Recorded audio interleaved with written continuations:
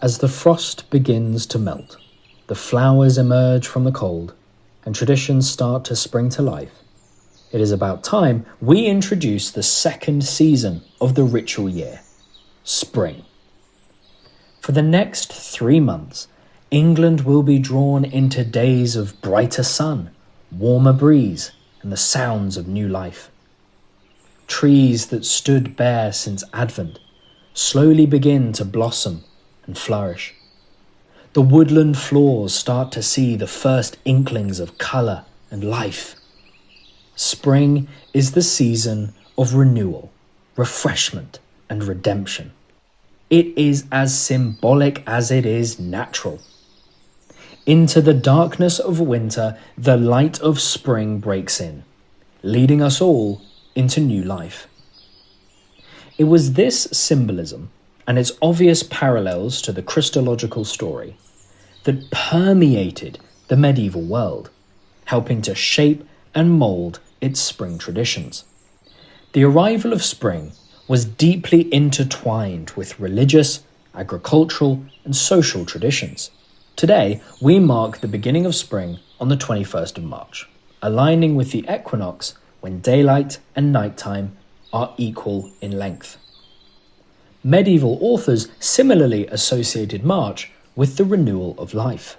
In his 7th century encyclopedia, Etymologies, Isidore of Seville described March as the month of new things, marking both the beginning of the year and the awakening of nature. In many parts of medieval England, the new year officially began on the 25th of March, known as Lady Day, the Feast of the Annunciation. This Christian festival commemorated the angel Gabriel's announcement to the Virgin Mary that she would give birth to Christ. More than just a religious occasion, Lady Day was also an administrative landmark. Rents were paid, contracts commenced or concluded, and labourers were hired. As spring advanced, medieval England's calendar was punctuated with significant observances. Easter, the most important feast in the Christian calendar, marked the culmination of Lent and celebrated Christ's resurrection, bringing with it a renewed sense of both spiritual and agricultural rebirth. The season began with Palm Sunday, commemorating Jesus' triumphant entry into Jerusalem. In England, palms were replaced with locally available greenery, such as yew, willow, and hazel. The solemnity of Maundy Thursday followed, marking the Last Supper and the washing of feet, while Good Friday was a day of mourning and reflection, with dramatic rituals such as creeping to the cross. Easter Sunday itself was a joyous occasion, symbolized by the extinguishing and relighting of candles to represent Christ's resurrection. In the days following Easter, medieval communities celebrated Hocktide, a time of merriment, fairs, and acts of charity for the poor. Beyond religious observances, spring was also a season of love and courtship. The literary tradition of reverdy, or regreening, celebrated the renewal of nature and the romantic pursuits that accompanied it. Depictions of April and May in illuminated calendars often showcase noble couples walking in gardens or engaging in hawking, leisure activities strongly linked to courtly love.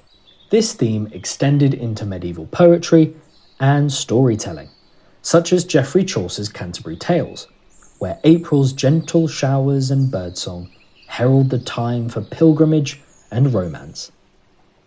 Marriage customs and birth records further illuminate the season's significance. Analysis of late medieval marriage contracts suggests that weddings were infrequent during Lent, a period of religious abstinence. However, marriage ceremonies surged in April and May once Lenten restrictions were lifted. This pattern is mirrored in birth records from later centuries, indicating that many children were conceived in the months following Easter. The Church played a significant role in shaping these traditions, even introducing a rule in 1279 stipulating that only infants under a week old could be baptized at Easter. Springtime celebrations extended beyond the Easter period. The 23rd of April marked St. George's Day, honouring England's patron saint, who was widely venerated by both nobility and commoners alike. The day was a grand occasion in medieval England, featuring processions and festivities in his honour. May Day, celebrated on the 1st of May, was another highlight of the season, with people of all social classes engaging in festivities that heralded the arrival of warmer days. The gathering of greenery and the erection of maypoles were common features to the celebrations, with some, like Henry VIII, taking part in elaborate displays of revelry.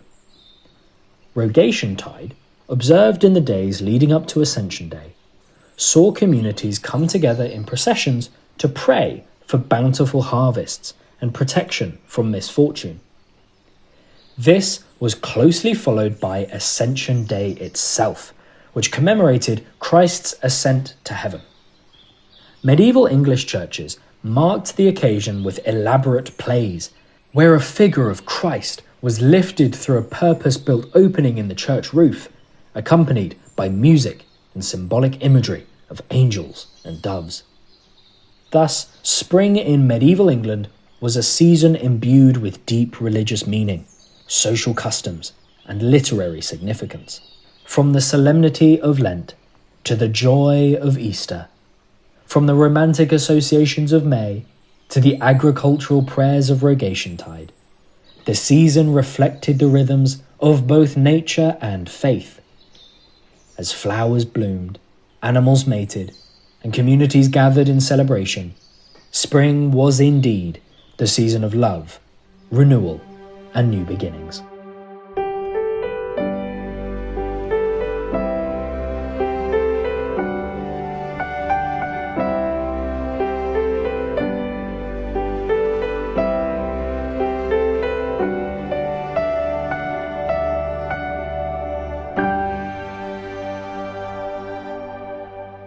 The British ritual year, from the solemn reflections of Lent to the jubilant revelry of May Day, is a testament to the enduring power of tradition. It reminds us of the importance of faith, renewal, and community, weaving these values into the fabric of everyday life. At the Weald and Downland Living Museum, we bring the traditional rhythms of the ritual year to life. Through our collection of historic buildings spanning from the Anglo-Saxon period to the Victorian era, we offer a window into how people of the past lived, worked, and celebrated the seasons. Spring, with its promise of rebirth and abundance, is no exception. From marking Easter and Rogation Tide to welcoming the return of greenery, we embrace the customs that shaped rural life. Our team demonstrates traditional practices such as planting, gathering, and preparing seasonal foods, celebrating the land's renewal, and the changing rhythms of the farming year. We honour the festivals and folklore of the season, from the solemnity of Good Friday to the joyous dances of May Day. A visit to the museum allows you to step back in time and experience the beauty and traditions of spring as they would have been celebrated in centuries past. Weald and Downland Living Museum. Be part of something historic.